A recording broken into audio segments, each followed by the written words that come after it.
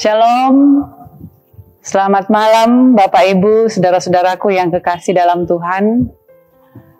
Senang berjumpa dalam program Sabda dan Doa Malam Jemaat Karambe, Rabu 25 Juni 2025.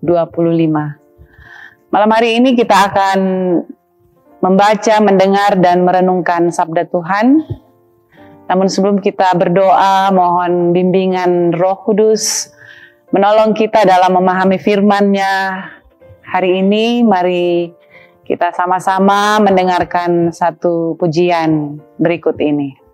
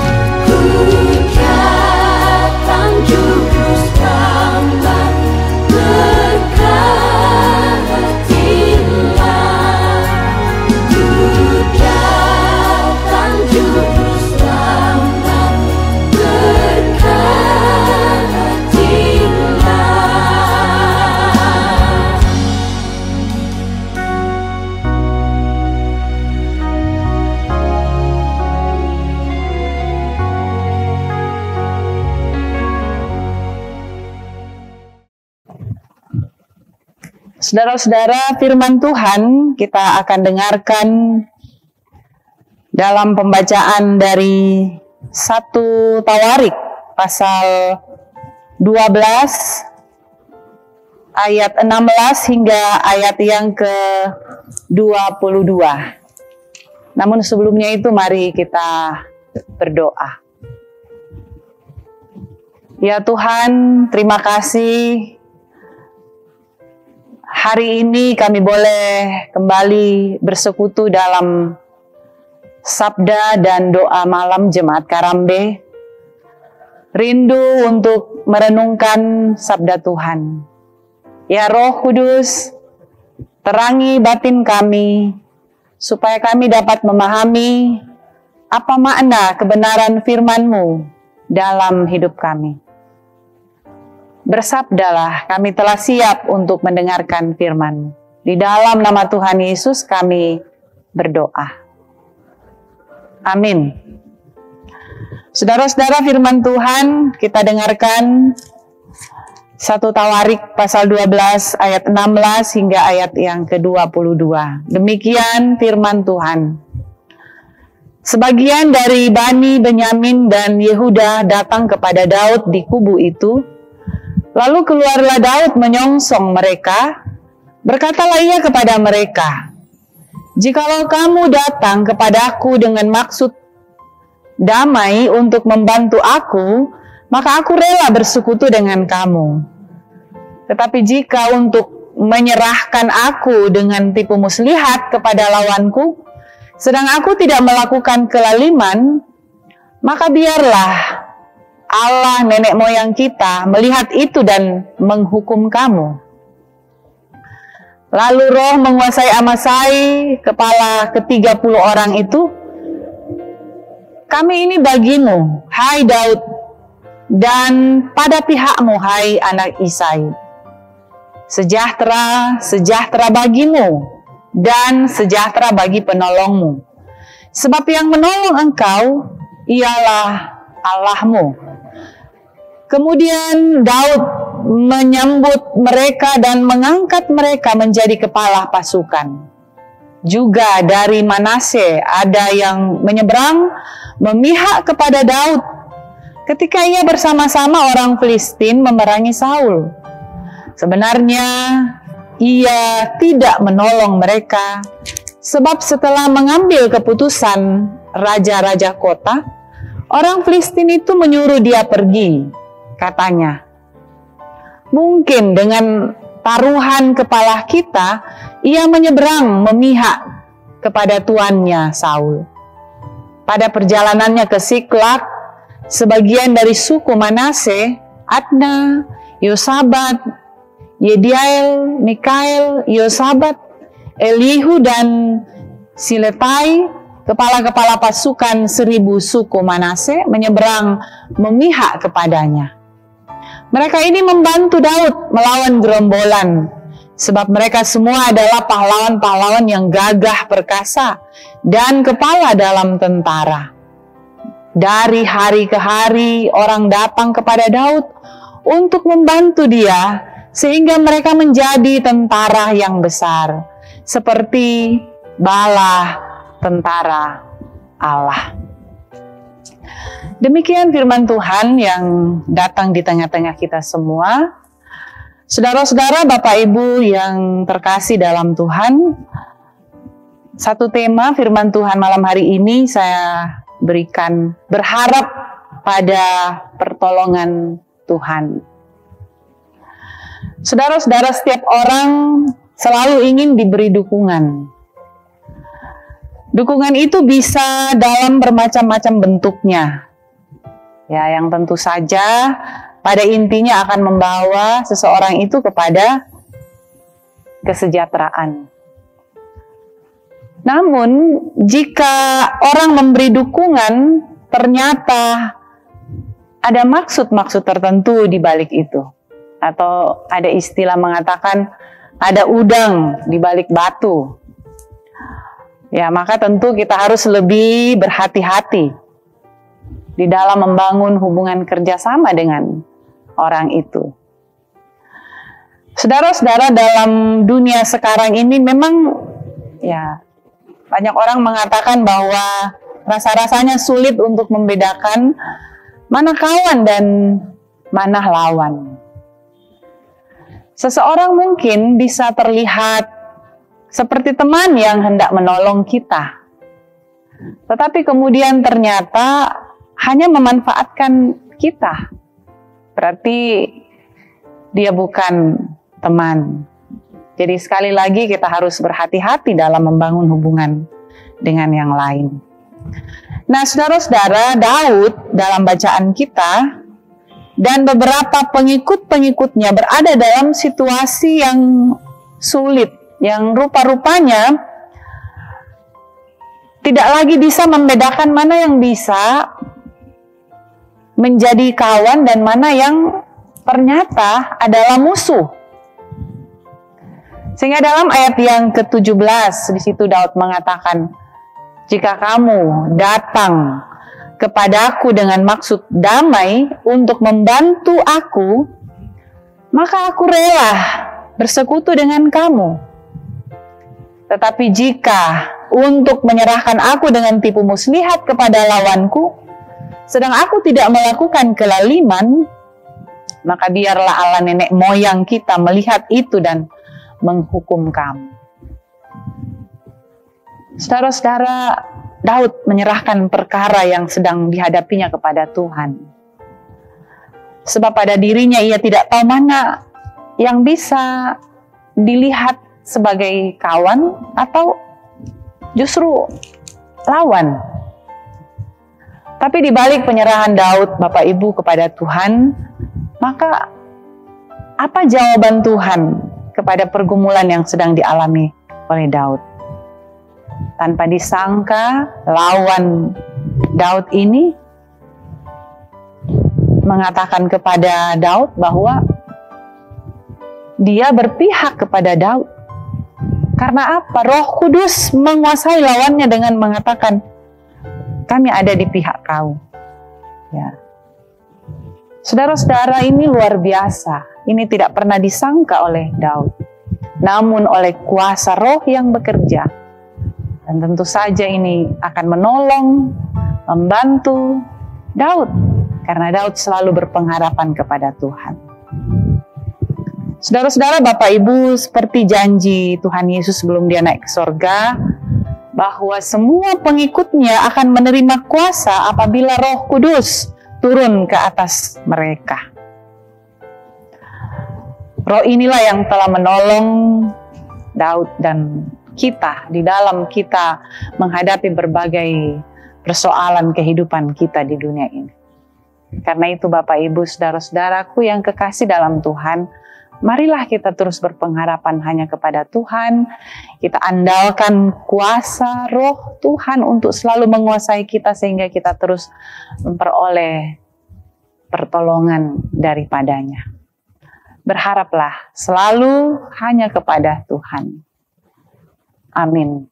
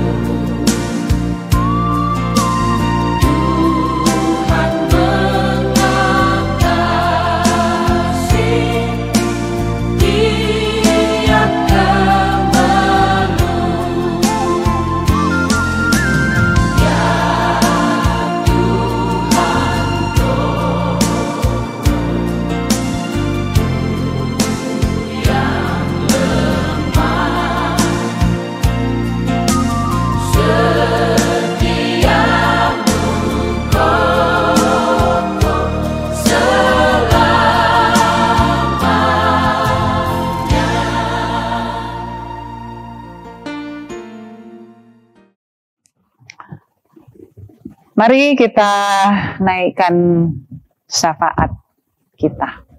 Kita berdoa. Kami bersyukur kepadamu ya Tuhan, untuk segala yang baik Tuhan berikan kepada kami. Kami mengaminkan bagaimana Tuhan senantiasa hadir dalam setiap pergumulan kehidupan kami. Engkau sudah menolong kami melalui firman-Mu hari ini. Sehingga kami sungguh boleh mengenal Engkau, bahwa Engkau selalu sedia di dalam memberi kekuatan, penyertaan kepada orang-orang yang berharap hanya kepadamu. Terima kasih kami boleh bersekutu bersama-sama dalam program Sabda dan Doa. Tuhan berkenan untuk program ini supaya terus boleh menjadi kesaksian di tengah-tengah kehidupan jemaat Tuhan. Boleh menjadi berkat bagi keluarga, bagi masyarakat di tempat ini. Bahkan bagi setiap kami yang selalu setia dalam mendengarkan firman-Mu melalui sabda dan doa. Ya Tuhan, kami berdoa untuk kehidupan kami dalam pergumulan-pergumulan kami. Engkau tahu setiap hati yang sedang mengalami pergumulan. Kami berdoa untuk mereka yang dalam keadaan sakit. Tuhan sembuhkan, Tuhan pulihkan, Tuhan beri jalan keluar dalam setiap usaha-usaha penanganan, baik oleh medis maupun oleh keluarga. Yang dalam pergumulan karena duka cita, menghadapi beratnya beban karena duka cita melanda di tengah-tengah keluarga. Ya Tuhan, tidak ada tempat yang lain kami bersandar. Kami bawa hidup kami bawa duka kami kepadamu. Dengarkan kami ya Tuhan, karena tidak ada seorang pun yang dapat menghibur kami selain Tuhan yang akan mendatangkan penghiburan yang sejati. Kami juga berdoa ya Tuhan, berbagai-bagai pergumulan yang kami alami dalam keluarga kami, dalam pekerjaan kami, dalam berbagai-bagai situasi kehidupan kami alami, kami berserah kepadamu saja. Tuhan tolong kami, Tuhan peliharakan kami, Tuhan menjaga kami, supaya kami boleh melewatinya dan kami boleh selalu hidup dalam damai dan sukacita serta bersyukur hanya kepada Tuhan. Ya Tuhan, kami berdoa buat seluruh rencana kehidupan kami. Tuhan kiranya selalu menunjukkan kepada kami apa yang harus kami lakukan, sehingga semuanya kami jalani dengan penuh sukacita, dan apa yang kami rencanakan boleh membawa kebahagiaan senantiasa dalam kehidupan kami. Ya Tuhan, berkati kami malam hari ini, kami boleh jalani kehidupan dalam damai-Mu, boleh beristirahat, dan esok pagi Tuhan bangunkan kami dengan tubuh yang sehat dan penuh keberkatan, menikmati segala kasih dan berkat-berkat-Mu yang tersedia bagi kami. Terima kasih ya Tuhan, ini doa kami, ini permohonan kami, ini ucapan syukur kami datang berdoa kepadamu. Di dalam nama Tuhan Yesus Juru Selamat kami. Amin.